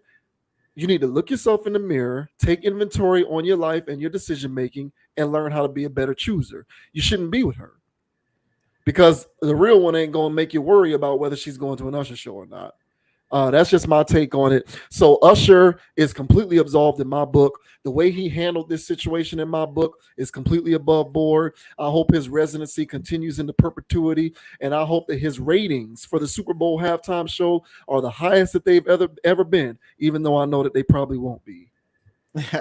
Yeah, I hear that, man. That's real funny. Chat, let us know, man.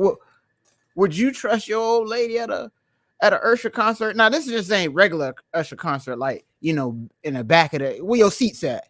She tell me, VB48. I go, girl, he ain't even gonna see your ass.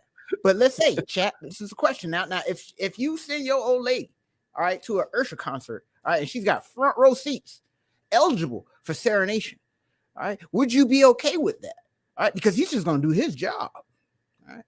So would you be okay with that? Let us know. Honestly, me personally, if my old lady felt that way enough to leave the state to go see Usher, all right, at a concert in Vegas during his residency, I'm already questioning that. I'm already not cool with that. You know what I'm saying? Because it's some stuff where it's just like, oh, you like, bruh? Yeah, good luck finding him. He's like, y'all not even going to be in the same state. And if y'all is, you know what I'm saying? Y'all ain't going to be in the same zip code. So I don't care. All right. But if it's a realistic shot, how do you guys feel about it? Yay or nay? Me personally, I'm okay with it on the surface, but low key, I ain't. You know what I'm hey, man, it is what it is with these celebrities, man. Hey, if one of these celebrities find your woman attractive enough, man, hopefully she's solid enough to keep it in the pants. But hey, man, it's a lot of people that always think, well, this really don't count, you know, because it's a celebrity. Yeah, when am I going to get a chance like this again? And my retort to you with that is if you're a smart, you're an intelligent, you're an intuitive person, you're going to know whether you're dealing with a woman like that. and you're going to relegate her to where she belongs, and you won't take her seriously. So if she wants to go to an Usher show, go ahead. I don't take you seriously enough to get concerned about it anyway. Furthermore, if it's like that, where I need to be concerned because you leaving the state to go see Usher, if it's like that, then you need to also understand this is a two-way street. You need to be concerned that you leaving me in this state without you while you go see Usher. So the door always swings both ways. Either you're solid or you're not. Either you're a good chooser or you're not. I firmly believe most people in the world, not just men and women on both sides, are bad choosers. And they choose poorly, and that's what ends up getting you mad, upset, stressed out, suspicious, because your significant other want to go do something and with you not being around. Be a better chooser. Some of that stuff gets alleviated. But hey, that's just my 2 cents. We'll leave it up to the comments. Let us know what y'all think. Yeah, let us know, man. Let us know, goddammit. Hell no. Shouts out to Usher, man. Shouts out to Usher. Straight up. Okay, this is pretty cool. Speaking of opportunistic people and women in general, this was a pretty good piece of content. So NBA player Jalen Williams, he plays for the Thunder. He was on what's the name of this show? He was on the Don't Trip show. Don't Trip, We Got You. And so they basically asked him about what do you deal with when it comes to women as an NBA player and stuff like that? And do you get caught up, or do you know of any situations of other players getting caught up when it comes to women, you know, being that you are living that NBA lifestyle? So this is actually somewhat related to both the Dwayne Wade topics as well as the topic that we just discussed with Usher. So check this out. Let us know what y'all think about this one as well. But this is what Jalen Williams had to say when asked about this particular subject. Have you dealt with any crazy scenarios with like women or anything in the NBA? Me personally, no. I try and stay out the mix as far as like girls during the season. I've seen some stuff just in general. Like I know girls be like hanging out in the hallways and hotel rooms all the time and kind of do that just to see like who they can kind of get to like come upstairs with. Just be chilling there. Mm-hmm. Yeah, like they know your schedule and stuff, and you know you always get like the random DMs like fly me out. Yeah. All right. So is it like what do you like? Does it work though? I feel like some of the girls it works. You guys crazy. See the Twitter. You guys have Twitter. Crazy. You guys definitely see it, but like that's the trap that I think a lot of like especially younger like guys kind of fall into. Yeah. Now it's like, you know, you got girls, you know, 2 a.m., 3 a.m. You're already tired, like you're vulnerable. Yeah. You just played it back to back. You might have had it. They'll wait for you to have a good game. Mm-hmm. Then they'll be at your hotel room, and now you know, oh, take me upstairs. Let's go out to eat. Blah blah blah. It's insane. You know, now there's been all kinds of stuff. People get their wallets and stuff stolen, or go take a picture of your sleep. So, kind of always got to be careful in that regard. Like, safe. Wow. Yeah. Sophisticated shark bait. That's what I call it. So as y'all can see here, man, and look, this isn't the first time that we have heard anything like this. I'll go ahead and say what I got to say on this one real quick. you know, there have been other documentaries. I think that this was a section or a segment on The Last Dance, the Jordan documentary, very briefly, where they talked about how, you know, the women would be waiting in the hotel lobby. So, you know, for anyone who is unaware of how sophisticated this has become for a lot of women who live like this, okay, women scout That's right. schedules of NBA rosters. That's right. So they know when a team is going to be in your city, okay, and when they know that that team is going to be in their city, they find out where the team hotel is, and then they end up going to the hotel and seeing what they can catch. Literally, that's what a lot of these women do. Now, these days, it's become a lot more sophisticated because, you know, you've got direct communication on the phone, like he mentioned with like DMing and stuff like that. These chicks just come straight out like, hey man, fly me out. So as you can see, this modern day sexual place has been proliferated to epic degrees. And I personally believe that these women target on purpose NBA players and NFL players specifically, because for whatever reason, and I have my theories on why this is the case, but for whatever reason, basketball players and football players are more likely than not to entertain women who do stuff like this for whatever reason. You could point to the youth. You can point to, I personally base a lot of this on socioeconomics, me personally. But whatever reasoning you think that this is going on, the fact of the matter is, I think that these women on purpose target NBA and NFL players more than any other type of athlete because they are the biggest and easiest marks. And they've become very sophisticated with their game. And to relate it back to the previous topic that we discussed, those guys, see, he didn't mention any names, but those dudes, and I'm guessing it's a lot of these guys who do this shit, but it's those guys who look at their phone and they see some chick DMing them, telling them to fly them out. Those are the guys who need to be worried when their girl goes to an Usher show. Because look at how you're choosing your women. Okay, these women are business people, and their business is sleeping with and getting in a relationship with guys like you. But you're treating them like they're your girlfriend. Your naivete in that regard is the reason why you deal with women problems. You're choosing the wrong chicks. So yeah, if you are doing that kind of stuff, you need to be worried if she decides, oh, I want to go to an Usher show in Vegas, while you on a 6-game road trip on the West Coast and you ain't finna be home. You ain't gonna be home for a couple weeks because y'all on a West Coast road trip. You play for the Knicks or the Lakers. You play for the Knicks or the Celtics or the Sixers or the Heat, Tyler Hero. Hey.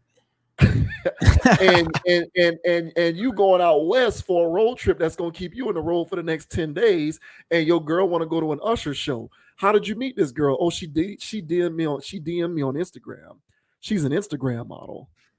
Okay, well, if that's how you choose your women, sir, then yeah, you ought to be concerned if your girl decides that she wants to go see an Usher show in Vegas.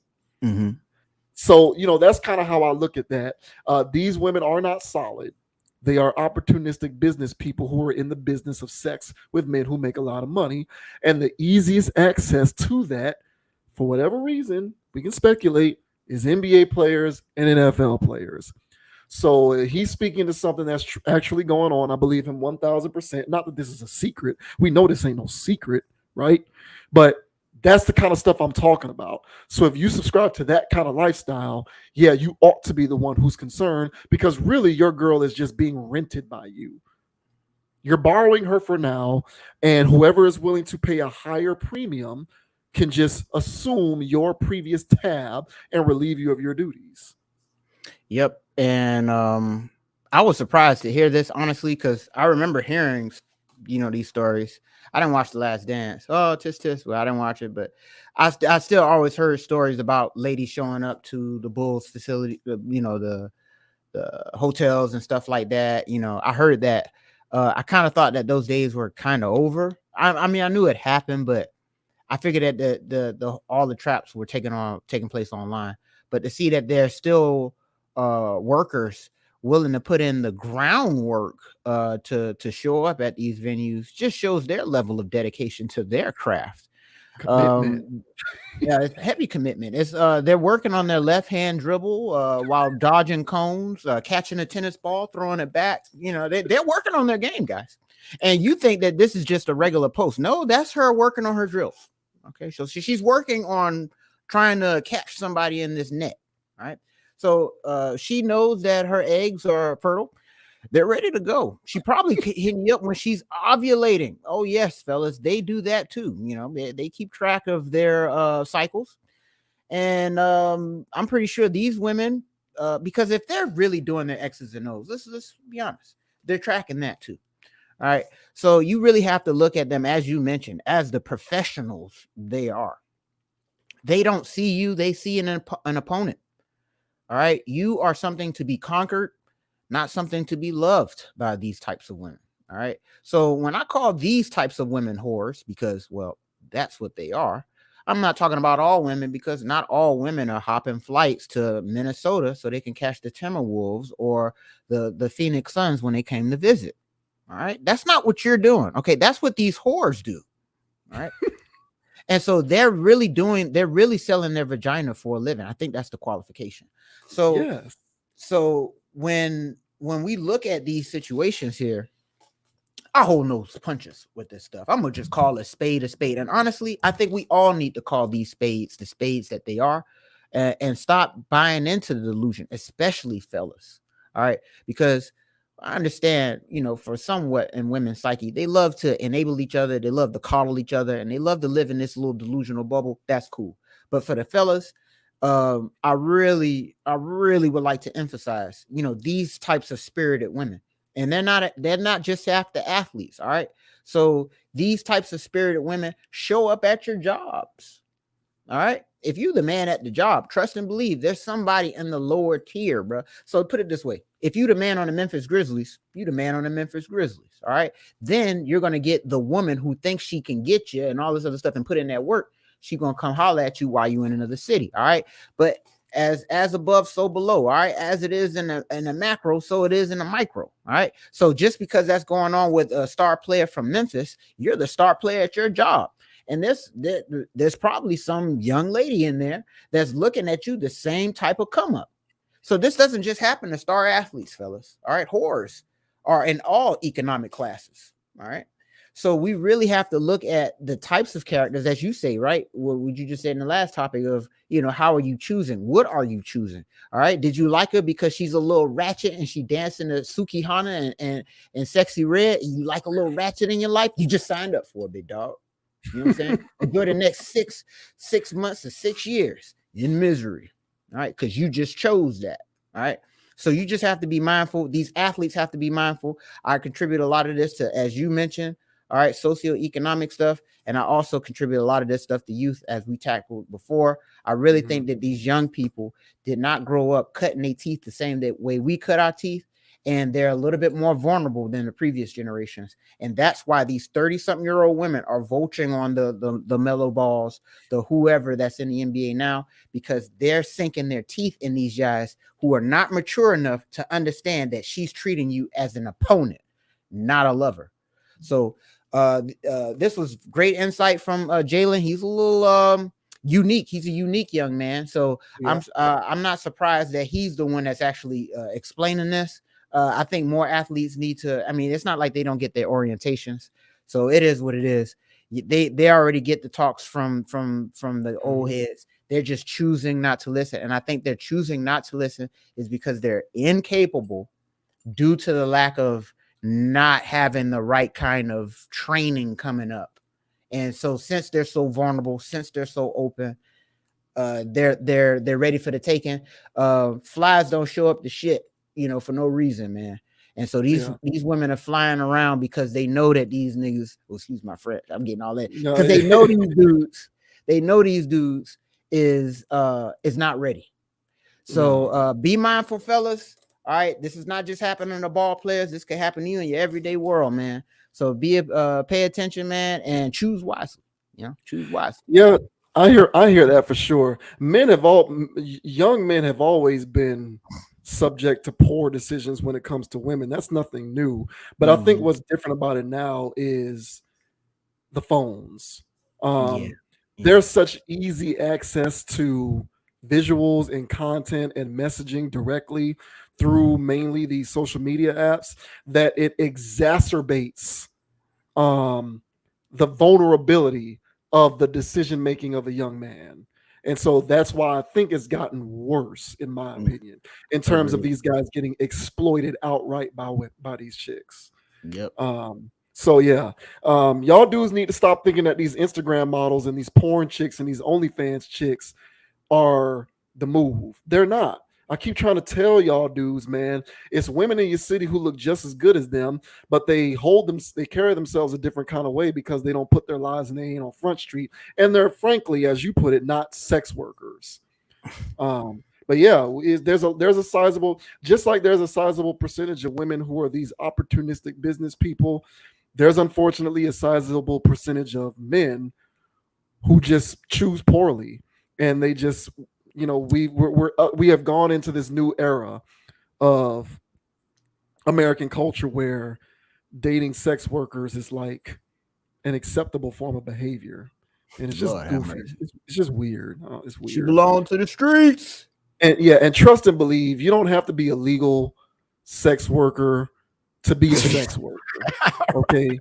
So don't think I'm talking about chicks who work on corners or who work for an escort service. I'm talking about y'all women out here who are sex workers, and you know who you are. And by the way, for all of my lovely ladies out there who are the water to the oil, all right, shouts out to y'all. Keep it in the pants. Keep it trill. Let these Suki Hanas and Sexy Reds spread their what you call that, vaginosis to other people, man. Let them have that shit. You forgot to add the word stenosis. Let them spread their vaginal stenosis to other people, because that's what they got. Oh man, these guys. All right, so yeah, this is weird, man. So we got the Roman Empire and all these other weird social media conversations, and now you can add aliens into the mix. Congress is holding hearings talking about aliens, and now here we have some sort of alien that was unearthed by a Mexican archaeologist or something like that, or whatever the case is. It was in the news, and this alien conversation has gotten so much traction that reputable astrophysicist Neil deGrasse Tyson is on CNN talking about the validity of this latest alien unearthing. So as you can see here, the caption on this post on TikTok says, astrophysicist Neil deGrasse Tyson reacts to a recent Mexico congressional hearing where a Mexican journalist showed purported mummified alien corpses that ignited criticism and debate. And a very similar thing also happened here in the States. So look those up in your downtime when you get a chance, but we'll just give our thoughts on this whole alien craze. So a Mexican journalist displayed bodies of two supposed non-human beings in front of the Congress in Mexico, okay? Each with three-fingered hands and elongated heads. Now, before we all mock the video, right? It's not a lot of mocking. It looks a lot like ET. But as I said, NASA just announced for the first time a director of research on UFOs. They are taking this overall topic more seriously. What was your reaction when you saw the images? I was surprised because if they're from another planet, why do they look so human? They have two eyes, a nose, a mouth, shoulders, hips, femur, a rib. Why? Most life on Earth shares DNA in common with us, looks nothing like us. Any corpses or remains, there is no bone in your nose. It's an open hole into your skull. These aliens have intact noses, okay? If indeed that is their nose, okay, for sure. So that's odd after 2,000 years to still have a nose with two cavities in it. So that's odd, but they should share it. That's how we determine what is true and what is not. Very interesting. So let me go ahead and get right into it. So first of all, this was absolutely hilarious. When I saw, first of all, when I heard about it first, and I was like, whoa, Mexico, they found aliens. Because like you said, we were already doing our congressional hearings, which to me was already in left field, off its rocker. I was already crazy enough.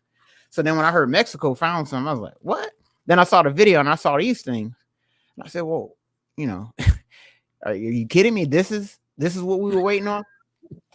So I was looking at it. I was looking at some other clips, and they said this thing is one. They said it's one big skeleton. All right, so this thing don't have no jawbone. This is one skeleton. This is one image. This is how this guy gets down. This is very. This is so ridiculous. So shout out to Mexico for what I'm saying, adding to life comedy. This was great. But I'll just say this when it comes to the whole alien stuff. Why now? Why now? Are we that far? Is the government that out of touch with the people? That they think that people care about this right now?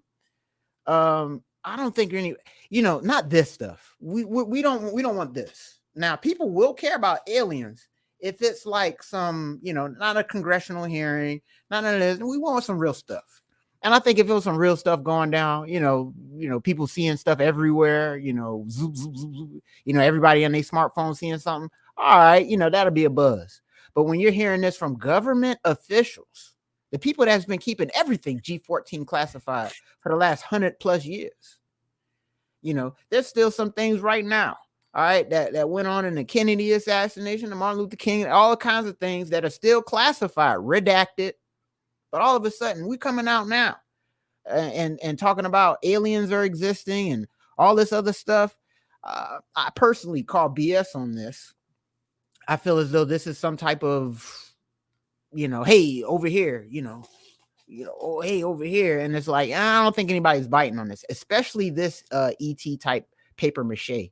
What a ridiculous display, to be honest. I can't believe they tried to pull this off. But how about you, man? How do you feel about this aliens in general? Do you believe what's going down? Yeah, I'm pretty much right with you. I don't have much more to add. For the record, I do think that there is other intelligent life in the universe.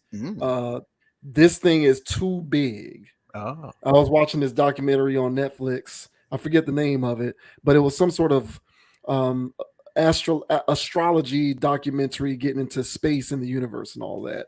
And they sort of were diagramming just how massive the universe is. So I'm hard pressed to believe that this thing is as big as it is and we're the only things here. That's fair. However, it's so big.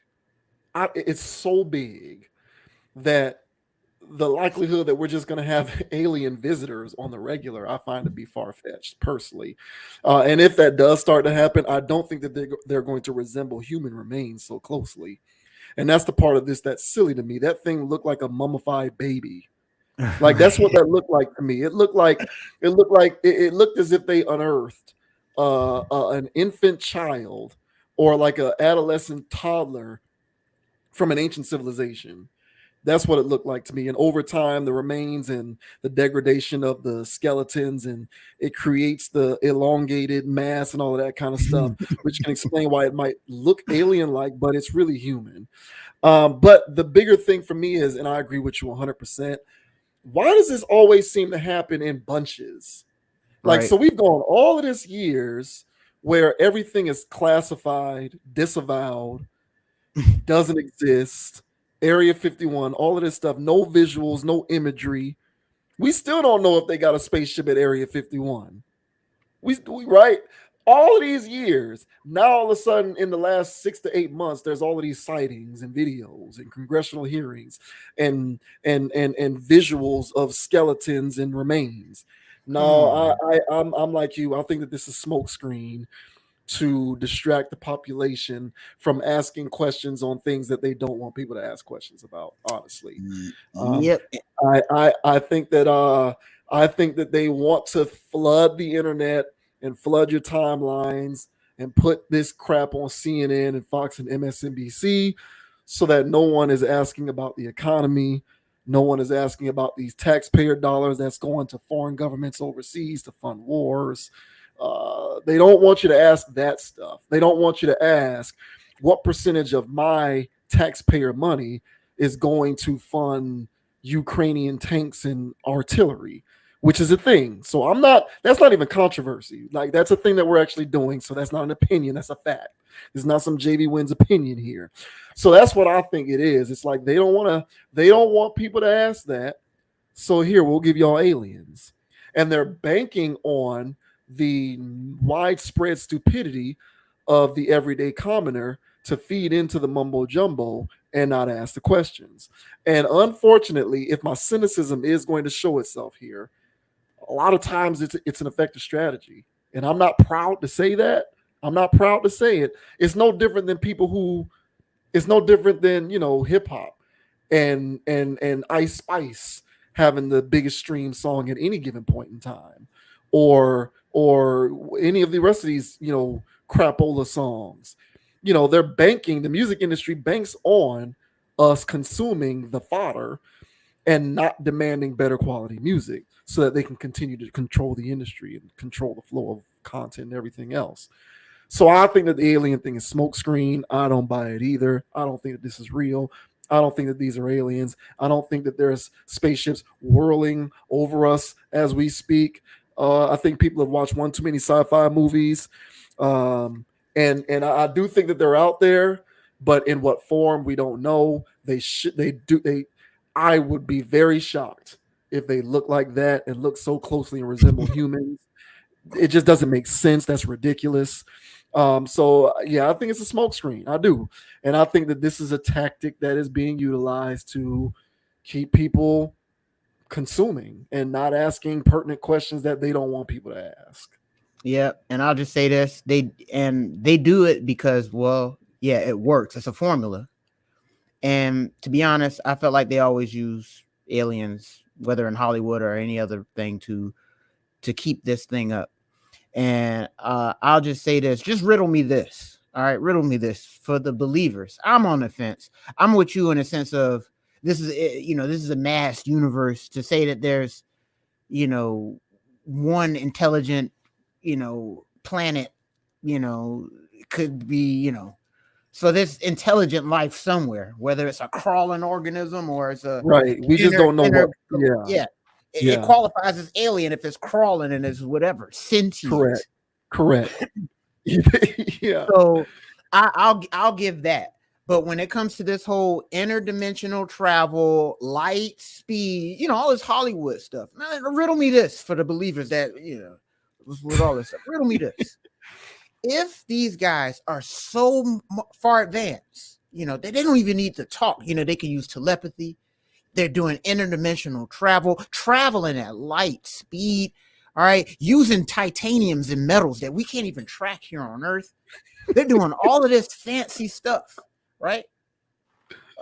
Yet they choose to land in Kentucky and anally probe a man in the country. And on top of that, everything that you can see. Now go back and watch some stuff from the 90s and hear the alien technology. It's lesser than cell phones right now. So listen to all those explanations of all those people that had their alien encounters. It sounds like Star Trek. The controls sound like Star Trek. But right now we have cell phones that's way more advanced than Star Trek. But those guys are hundreds of thousands, maybe even millions of years more advanced than us. So much so that they created humans. Please riddle me this, man. So all the reason why I'm saying all of this stuff is I'm not saying that they're not real, but where did you get most of your alien information from? Was it from TV, books, and movies? So ask yourself that. Now, if you saw something moving in the sky, that's not a green man or a gray man with big bug eyes. You didn't see that. All right. you saw something moving in the sky. Now, I'm not saying that's not a UFO, but is it one? And can you confirm that they're doing interdimensional travel and doing all of this stuff and giving the government technology so we can go to the moon and we can use the Hey man, Hollywood don't work no more. That shtick is over. This congressional hearing and all this stuff would have blew people's brain in 95 when it was less evolved. Now everybody done seen enough crap, done seen enough whatever. And honestly, pump the brakes. I need a little bit more evidence than some infants in a casket. So this stuff here, straight distractions. And riddle me this, guys. Answer me in the comment section. Let me know. All right. So all you alien Comic-Con people, holler at me. Tell me why. All right. That those alien accounts in the 80s and 90s parallel that of Star Trek, but they can't even fathom. Those people can't even fathom the concepts of cell phones in those reports. So have at it. I don't believe it. I think it's just more Hollywood smoke and mirrors. And as you say, as a distraction, just like Taylor Swift dating Travis Kelce. Lord Jesus, I'm going to see that in my feed for the rest of the football season. All right. So distractions are king, guys. Pay attention. All right. Yeah, I think that there's stuff out there, but I don't know in what form it is. And yeah, if it is a life form in any kind of way, then it would be alien. Thus, it fits, it qualifies. It satisfies all of the criteria for alien. So it can be a crustacean, it can be a orb that floats around, and you know what I'm saying, like it can be anything and we don't know what it is. So people are really believing this stuff. Like they're giving you the little green men, like you said, from those old TV shows and movies, and people are buying it hook, line, and sinker. Like it looks just like that. Like it looks like one of those shows, like the aliens with the big heads and the eyes that are inward. And like seriously, y'all couldn't give me something that looks not like what used to be science fiction when I was a kid growing up. I think it's silly. I do. And it's just very convenient that we go all these years and now all of a sudden it's just been one after the next, after the next, after the next of sightings and video sightings and Congress and photos and videos of unearthings. It's too convenient for me to buy. So I'll pass. Look, hey, go look under a rock in your backyard. You'll see something more alien than that thing. I'll tell you that much for sure. Or in the ocean. Yep. Or there is real alien stuff in the deep ocean. Remember, there's 70% of that crap is undiscovered. Okay, only 30% of the oceans has been discovered. So if you're looking for alien shit, go into the deep ocean, go into them trenches in the ocean, and you'll see the alien stuff. Mm-hmm. But that'll do it for tonight's stream, man. Appreciate everybody for tuning in. My name is JV Wins. That is Dogon SS. Appreciate you for tuning in. If you happen to be watching this video via the live stream or via the individual video uploads, we certainly appreciate it. Go ahead and subscribe to the channel. Hit that like button and leave a comment anywhere, but also leave a comment where we would like to get that dialogue going. We just want to know what the people think, man, because these are interesting topics out here, and we certainly don't live in silos and want to institute a cult as we kick this logical content out here. But you can find Conscious Approach on Instagram at ConApproach, CONAPPROACH, as well as me on Instagram at JVWins, JVWINS. Be on the lookout for Conscious Approach wherever you get your podcast fix, Spotify, on Apple Podcasts, and Pandora, and all of that good stuff, because we are on the way. Definitely excited about that. And before I let Dogon go, I will just say, Dolphins out of control. Looking like the best offense in years. They're keeping that boy Tua healthy. So I am here for it. Bring on the Chiefs. I can't wait. But until next time, we appreciate you supporting this logical content. Yes, sir. Shouts out to the fans, man. Fans up, man. Drop the 70 piece, bro. You know what I'm saying? And a biscuit on their ass. Shout out to everybody that's Dolphin fans, Hurricane fans, Heat fans. Let's go, FSU fans. Boo. Everybody, man. Shout out to the crib, man. We here. And the name is Dogon SS. You can find me on Instagram, goddamn, at Dogon_SS, and also on YouTube at Dogon SS. Also on DraftKings, man. We in full-fledged football season. Send me at Dogon_SS. I'll take your cash. All right. And as I say on every pod, guys, all right, but don't be too high, don't be too low. Keep it calm, keep it chill, keep it player, and don't let anybody get you off your pivot. All right. So until the next time, everybody, we'll catch y'all on the flip side. Hit the like and subscribe. That's right. That's right, fellas. Write your mission statement. Stop being bad choosers. And until the next video, we are out. We'll see you later. Peace. Go Dolphins. Tyreek Tua, MVP, co-MVP.